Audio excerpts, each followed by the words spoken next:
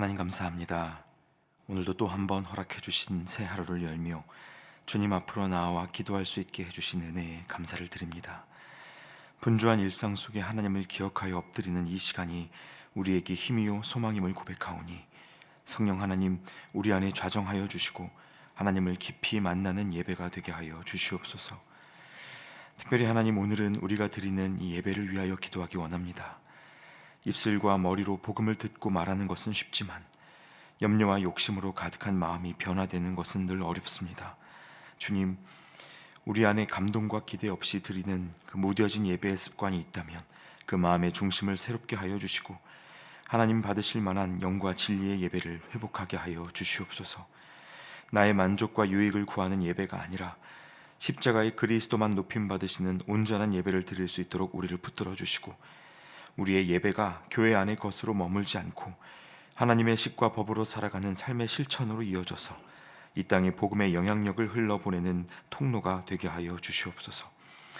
또한 하나님, 오늘도 저희 안에는 육신의 연약함으로 하나님의 도우심을 구하며 기도하는 성도님들이 계십니다. 특별히 오늘 외래 진료를 통해서 심장 수술 일정을 잡아야 하는 장로님이 계시고, 또 오늘부터 일주일간 입원하여 폐암 수술을 진행하는 당신의 아들이 있습니다. 하나님, 주의 이름을 부르며 육신의 회복을 위해 부르짖는 성도님들과 그 가족들의 기도에 귀 기울이시고 또한 응답하여 주시옵소서.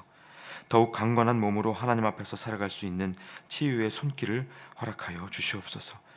주님의 몸으로 부름받은 우리가 서로를 위하여 기억하고 기도할 때 하나님이 이루시는 사랑의 역사가 있음을 함께 보게 하여 주시옵소서. 이제 하나님, 오늘도 우리에게 주시는 이 말씀 앞으로 나아갑니다. 듣는 말씀이 그 구절마다 우리를 향한 하나님의 마음으로 경험되게 하시고 하나님이 받으실 만한 예배, 하나님을 기쁘시게 하는 삶이 무엇인지 깨닫는 시간이 되게 하여 주시옵소서. 우리를 위해 오시고 십자가에 죽으신 주님의 은혜를 온전히 경험하게 하여 주시옵소서. 예배의 시작과 끝이 되시는 우리 주 예수 그리스도의 이름으로 기도드리옵나이다. 아멘. 이제 오늘 우리에게 주시는 하나님의 말씀 함께 보겠습니다. 오늘 말씀은 이사야서 35장 1절부터 10절까지의 말씀입니다. 이사야 35장 1절부터 10절까지의 말씀을 저와 여러분이 한 절씩 교독하시겠습니다. 광야와 메마른 땅이 기뻐하며 사막이 백합화 같이 피어 즐거워하며 무성하게 피어 기쁜 노래로 즐거워하며 레바논의 영광과 갈멜과 사론의 아름다움을 얻을 것이라. 그것들이 여호와의 영광 곧 우리 하나님의 아름다움을 보리로다. 너희는 약한 손을 강하게 하며 떨리는 무릎을 굳게 하며 겁내는 자들에게 이르기를 굳세어라, 두려워하지 말라. 보라, 너희 하나님이 오사 보복하시며 갚아주실 것이라. 하나님이 오사 너희를 구하시리라 하라. 그때에 맹인의 눈이 밝을 것이며 못 듣는 사람의 귀가 열릴 것이며 그때에 저는 자는 사슴같이 뛸 것이며 말 못하는 자의 혀는 노래하리니 이는 광야에서 물이 솟깃고 사막에서 시내가 흐를 것임이라. 뜨거운 사막이 변하여 못이 될 것이며 메마른 땅이 변하여 원천이 될 것이며 승냥이에 눕던 곳에 풀과 갈대와 부들이 날 것이며 거기에 대로가 있어 그 길을 거룩한 길이라 일컫는 바 되리니 깨끗하지 못한 자는 지나가지 못하겠고 오직 구속함을 입은 자들을 위하여 있게 될 것이라. 우매한 행위는 그 길로 다니지 못할 것이며 거기에는 사자가 없고 사나운 짐승이 그리로 올라가지 아니하므로 그것을 만나지 못하겠고 오직 구속함을 받은 자만 그리로 행할 것이며 여호와의 속량함을 받은 자들이 돌아오되 노래하며 시온에 이르러 그들의 머리 위에 영영한 희락을 띠고 기쁨과 즐거움을 얻으리니 슬픔과 탄식이 사라지리로다. 아멘. 할렐루야. 여러분 잘 오셨습니다. 벌써 한 주의 절반을 지나는 수요일인데요, 오늘도 이 예배를 통해서 또 한번 하나님을 만나시고 우리 주님의 음성을 가까이 듣는 은혜가 저와 여러분 모두에게 있으시기를 소망합니다. 여러분, 남아메리카 칠레의 그 북부 지역에 가시면요, 전 세계 천문대가 모여있는 아타카마 사막이라는 곳이 있습니다. 이곳은 지구상에서 가장 건조한 곳이어서 연평균 강수량이 15mm도 채 되지 않고요, 어떤 지역은 수백 년 동안 비가 단 한 방울도 내리지 않았다고도 합니다. 이 때문에 별을 관측하기에 최적의 장소라고 손꼽히는 곳이고, 지형이 화성과 아주 비슷해서 나사가 화성 탐사선을 테스트하는 장소로 쓸 만큼 황무지로 알려져 있는 곳입니다. 그런데 이 메마른 땅에서 5년에서 7년 사이에 한 번씩 아주 놀라운 일이 일어납니다. 태평양 수온 변화 때문에 이 땅에 이례적으로 비가 흠뻑 내릴 때가 있는데, 그러고 나면요, 며칠이 지나지 않아서 그 메마른 모래땅 위로 200여 종의 야생화가 피어오릅니다. 이른바 꽃피는 사막이라고 이름 붙여져 있는데, 이때에는 그야말로 흑암과 혼돈 같았던 사막이 창조의 아름다움으로 뒤덮이는 기적을 보게 됩니다. 그런데 어떻게 이런 일이 가능할까요? 정말로 설명할 수 없는 기적이 일어난 것이 아니고, 그 땅 아래에 오랫동안 숨겨져 있었던 생명이 있기 때문에 이런 일이 일어날 수 있는 것입니다.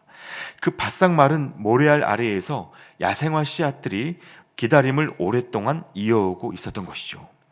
특히 비가 오지 않아서 생존 조건이 열악할수록 이 씨앗들이 더 깊은 곳으로 내려가 죽은 듯이 인내하고 있다가 하늘에서 비가 쏟아지는 그때가 되면 비로소 꽃을 피우게 되는 것입니다. 그야말로 황무지가 꽃밭으로 변하는 순간입니다. 사실 여러분, 어제까지 함께 보셨던 이 이사야서의 말씀 안에서 이스라엘 백성들은요, 사막 아래에 숨겨진 이 야생화 씨앗들처럼 앞이 보이지 않는 캄캄한 현실 속에 있었습니다. 하나님 아닌 이방 국가들을 의지하다가 모든 노력이 허무한 끝을 맞이했고, 하나님의 사람들이 포로가 되었을 뿐만 아니라 우상을 섬기는 이들 앞에 머리를 조아리고 굴욕을 당하는 신세가 됐습니다. 어디 그뿐입니까? 그렇게 심판의 도구로 쓰였던 이방 민족들까지도 하나님의 심판을 결국에는 피하지 못했습니다. 그들 역시 끝을 만났고 아무런 소망을 볼 수 없게 됐습니다. 그래서 하나님이 시작하시는 일들을 이미지로 기억해 보자면 캄캄하고 어두웠던 그런 분위기가 계속해서 이어지고 있었죠. 자, 그런데 그에 비하면요, 오늘 본문 속의 구절들은 전혀 다른 분위기의 약속을 담아내고 있습니다. 먼저 1절과 2절 말씀을 보시겠습니다. 광야와 메마른 땅이 기뻐하며 사막이 백합화 같이 피어 즐거워하며 무성하게 피어 기쁜 노래로 즐거워하며 레바논의 영광과 갈멜과 샤론의 아름다움을 얻을 것이라. 그것들이 여호와의 영광 곧 우리 하나님의 아름다움을 보리로다.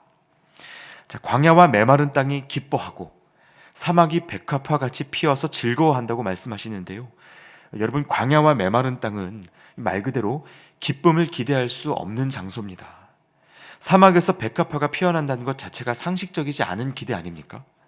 그런데 이렇게 아무것도 보이지 않는 것에서 새롭게 시작되는 일이 있다는 소망을 이 말씀이 전해주고 있는 것입니다. 그리고 이어지는 3절과 4절 말씀에는 또 하나님의 예언이 이렇게 이어집니다. 너희는 약한 손을 강하게 하며 떨리는 무릎을 굳게 하며 겁내는 자들에게 이르기를 굳세어라, 두려워하지 말라. 보라, 너희 하나님이 오사 보복하시며 갚아주실 것이라. 하나님이 오사 너희를 구하시리라 하라. 자, 그러니까 여러분, 앞선 말씀에서는요, 사람들이 살아가는 삶의 터전과 피조물, 그 환경이 회복된다는 약속이 담겨져 있었고, 지금 이 구절들에는 사람들의 연약한 손과 떨리는 무릎에 새 힘이 부어지고 그 마음의 두려움이 사라지기까지 하나님이 일하실 거라는 약속이 이어져 있습니다. 여러분, 이러한 말씀들은 이방 국가의 압제 속에 살아왔던 이스라엘 백성들에게는요, 정말이지 꿈과 같은 일이었습니다. 기대할 수 없는 중에 기대하게 하시고 바랄 수 없는 중에 바라게 하시는 하나님의 소망이 허락된 것입니다. 자, 그런데 여러분, 지금 이런 은혜의 약속이요, 대체 어디에서 갑자기 등장한 겁니까? 그 사이에 이스라엘이 하나님 보시기에 괜찮은 모습으로 달라지고 새로워진 것이 있는 겁니까? 그렇질 않죠. 이런 약속이 이스라엘 백성들의 어떤 변화에서부터 시작된 것이 아니고 그저 하나님이 강권적인 약속으로 시작하신 일이었습니다. 여러분, 그래서 우리는 지금 이 구절들 속에서 다름 아닌 하나님의 은혜를 발견하게 됩니다. 여전히 연약한 손, 떨리는 무릎으로 살아가고 있었던 이스라엘 백성들이었고, 그들에게 무슨 자격이 있는지 전혀 보이지 않지만 그들을 사랑하시는 하나님의 마음이 끊어지지 않고 터져 나오고 있었다는 것입니다. 사실 어려서부터 잘하면 칭찬받고 못하면 벌받으면서 살아왔던 우리에게 이런 하나님의 약속을 은혜로 받아낸다는 것은 여러분, 결코 쉬운 일이 아닙니다. 우리가 인간관계 안에서도요, 주는 것보다 받는 것이 어려울 때를 분명히 경험하고 살지 않습니까? 내가 내 것을 떼어주는 것은 어느 정도 편한데 이유를 알 수 없는 은혜가 주어지면 그것을 있는 그대로 받아들이기가 더 쉽지 않습니다. 세상에는요, 늘 수지타산을 따지는 사람들의 계산이 존재하기 때문에 누가 은혜를 베풀면 저 사람이 원하는 게 뭘까? 이런 생각을 하게 되는 것입니다. 그래서 우리가 신앙생활을 할 때에도 믿기만 하면 된다, 받기만 하면 된다 말하지만 어쩌면 이게 제일 어려운 일일지도 모르는 것이죠. 자, 그럼 여러분, 대체 어떻게 하면 우리가 이 은혜를 잘 받을 수 있도록 준비될 수 있을까요? 이에 대해서 많은 신학자들이 내놓는 의견들이 있는데요. 몇 사람을 좀 소개해 드리자면요. 먼저 카톨릭 사제로서 순회 설교자로 활동했던 이 브레넌 매닝이라는 신학자는요, 사방으로 구겨진 복음이라는 자신의 책에서 우리가 하나님의 은혜를 받기 위해 세련된 자격을 갖추려는 시도를 부숴야 한다라고 말하면서 이렇게 썼습니다. 철저히 망가지고 중독에 빠지고 계산마저 실패해 길거리에 나앉은 불황아만이 은혜를 있는 그대로 흡수한다. 자, 그러니까 어떻게 하면 은혜를 잘 받을 수 있을까를 연구하는 대신에 우리가 하나님이 아니면 하루도 살 수 없는 존재라는 사실을 인정하고 항복할 때에야 은혜의 수용이 가능해진다는 것입니다. 자, 그리고 여러분이 잘 아시는 20세기 최고의 기독교 변증가인 C.S. 루이스도 은혜에 대해서 이런 말을 남겼습니다. 하나님은 오직 비어있는 손에만 선물을 주실 수 있다. 우리가 자기 자신으로 가득 차 있다면 하나님이 들어오실 자리가 없다. 자, 그리고 여기에 이어서 마지막으로 철학자 키에르케고르의 견해를 들려드리자면요, 그는 은혜를 이성적인 인과율로 바꾸려는 합리적인 태도를 비판하면서 이렇게 말했습니다. 신앙은 곧 이성의 십자가 처형이다. 사람이 하나님 앞에서 진정으로 절망할 때 비로소 그는 자기 자신을 포기하고 하나님 안에서 자신을 되찾을 준비가 된 것이다. 그러니까 여러분, 은혜 받을 준비에 대해서 이들이 공통적으로 강조하고 있는 것이 무엇인지 아시겠습니까? 하나님의 은혜 앞에서 우리가 준비할 것은 은혜 받을 만한 이유를 갖추는 것이 아닙니다. 오히려 은혜 받을 만한 이유가 내게 없다는 사실에 대한 철저한 인정, 그러한 실패의 경험만이 우리를 은혜에 준비된 사람으로 온전히 만들어갈 수 있다는 것입니다. 그런데 여러분, 솔직히 말하자면요, 우리가 이것을 머리로 알아도 은혜를 받기 위해 인생이 비참한 상태에 던져지는 것을 기뻐할 수 있는 사람은 아무도 없을 겁니다. 오히려 이러한 질문이 생깁니다. 그럼 은혜 받으려면 무조건 실패해야 됩니까? 가난해야 하고 고통스러워야 하는 겁니까? 번듯하고 화려하게 살아가면 은혜를 누릴 수 없는 것입니까? 얼마든지 이렇게 질문하실 수도 있습니다. 그러나 여러분, 이 말씀은요, 단순히 우리가 은혜 받을 만한 자가 되기 위해서 심판의 자리, 절망의 자리로 무너져 내려야 한다는 것을 말하려고 하는 것이 아닙니다. 은혜 받기 위한 방법론을 가르치는 것이 아니에요. 사람의 선입관이 얼마나 강한지요, 인풋이 있어야 아웃풋이 있다는 생각에 묶여 있다 보니까 은혜 받기 위해 갖춰야 할 자격이 없다고 말씀을 드려도 그럼 어떻게 그 자격을 없앨 수 있을까를 또 찾아 나섭니다. 그게 사람의 마음입니다. 그러나 오늘 본문 4절 하반부를 다시 보시면 이사야가 이렇게 이야기합니다. 보라, 너희 하나님이 오사 보복하시며 갚아주실 것이라. 하나님이 오사 너희를 구하시리라 하라. 자, 그러니까 이사야는요, 이 구절 안에서도 구원을 행하시는 하나님이 오신다는 것을 강조하는 것입니다. 핵심은 소망의 근거가 우리 자신에게 있지 않고 오시는 하나님께 있다는 것을 말하고자 하는 것입니다. 그럼 여러분, 하나님이 어디로 오십니까? 하나님이 오시는 자리는요, 누군가에게 자랑할 만한 삶의 자리가 아닙니다. 사람들에게 박수받는 번듯한 성공의 자리에 오시는 분이 아니십니다. 모두 잘 아시는 것처럼 예수님이 이 땅에 처음 오셨을 때 가장 먼저 마구간에 누우셨습니다. 또 공생의 기간 동안 예수님이 찾아가 만나신 사람들을 생각해 보시면요, 사내들인 공회원으로서 남부러울 것 없는 지위와 학식을 갖추었지만 그 영혼의 공허함을 채우지 못해서 밤중에 몰래 다니던 그 니고데모의 빈 마음으로 주님이 가셨습니다. 돈은 많이 벌었을지 몰라도 철저히 버림받고 소외당했던, 그래서 나무 위에 올라야만 주변을 살필 수 있었던 왕따세리 삭개오의 집으로 주님이 가셨죠. 또 사람들의 눈을 피해서 가장 뜨거운 정오에 물을 기르러 나와야 했었던 사마리아 여인의 메마른 일상으로 가셨고요. 12년 동안 자신의 몸이 망가지는 것을 속수무책으로 지켜봐야 했었던 이 혈루증 앓는 여인의 절망으로 우리 주님이 가셨습니다. 다시 말해 모든 사람에게 있으나 누구에게도 내어 보이고 싶지 않은 그 마음의 자리로 주님이 찾아오셨다는 것입니다. 마치 아타카마 사막 아래의 야생화 씨앗들이 빗물을 만나서 다시 꽃잎을 피어 올리듯이 주님은 사막같이 말라버린 우리 삶의 숨은 자리로 오셔서 절망과 죽음의 자리를 기쁨과 소망의 자리로 바꿔내는 일들을 하고 계신다는 사실입니다. 그리고 그렇게 주님이 오시는 때가 되면 우리가 바로 이 이사야의 노래를 함께 부를 수 있게 되는데, 여러분 오늘 말씀 6절과 7절 말씀을 3번역으로 한번 보시겠습니다. 그때의 다리를 절던 사람이 사슴처럼 뛰고 말을 못하던 혀가 노래를 부를 것이다. 광야에서 물이 솟겠고 사막에 시냇물이 흐를 것이다. 뜨겁게 타오르던 땅은 연못이 되고 메마른 땅은 물이 쏟아져 나오는 샘이 될 것이다. 새로운 창조, 완전한 회복을 이루시는 하나님의 일이 예비되어 있다는 선포입니다. 그래서 여러분, 오늘 우리가 함께 읽으신 이 이사야서의 말씀은요, 우리로 예수 그리스도를 생각나게 합니다.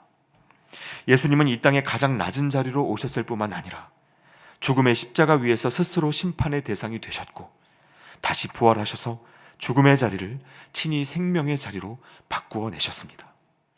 눈물이 멈추지 않던 자리에 기쁨의 노래가 울릴 수 있다는 것을 우리 주님이 보여주셨고, 아무것도 붙들 수 없는 자리에서 여전히 붙들 만한 하나님의 약속이 있다는 것을 알게 하셨습니다. 그래서 오늘 본문의 마지막 구절인 10절에서 이사야가 또 한 번 이렇게 선언합니다.